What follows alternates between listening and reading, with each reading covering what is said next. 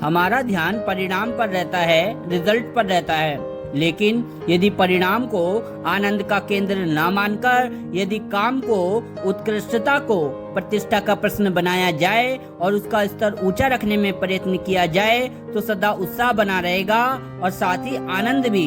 हम किसी भी काम को छोटा ना माने, वरन जो भी काम हाथ में है उसे इतने मनोयोग के साथ पूरा करे कि उसमें कर्ता का व्यक्तित्व बोलने लगे।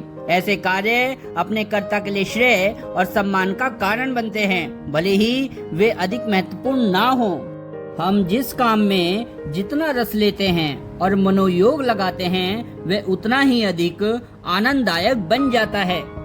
जिनके हृदय में अधर्म, पाप, अन्याय नहीं है, अर्थात जो धर्म पूर्वक अपने कर्तव्य का पालन करते हैं, उनका हृदय मजबूत होता है। उनके हृदय में भय नहीं होता। न्याय का पक्ष होने से उनमें उत्साह होता है और शूरवीरता भी होती है। अन्याय और अधर्म युक्त आचरण से मनुष्य का हृदय कमजोर और निर्बल हो जाता है। उसके हृदय में भय उत्पन्न होता है।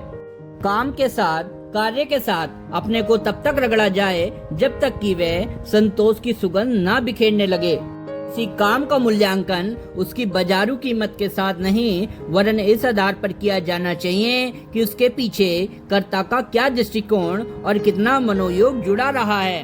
आनंद के लिए वस्तुओं या परिस्थितियों को प्राप्त करना आवश्यक नहीं, ना उसके लिए किन्हीं व्यक्तियों के अनुग्रह की आवश्यकता है। वह तो अपनी ही भीतर की उपज है। परिणाम में संतोष और कार्य में उत्कृष्टता का समावेश करके उसे कभी भी, कहीं भी और कितने ही बड़े परिणाम में पाया जा सकता है।